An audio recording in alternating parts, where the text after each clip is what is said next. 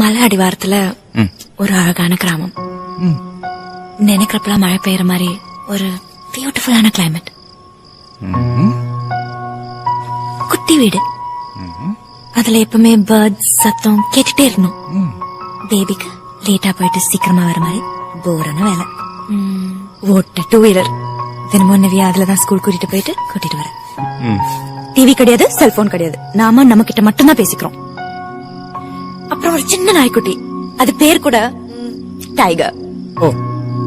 யார்ட்டையும் கோவப்படாம தொந்தரவு பண்ணாம நம்ம 3 பேரும் நமக்குன்னு ஒரு உலகத்துல சந்தோஷமா வாழணும்.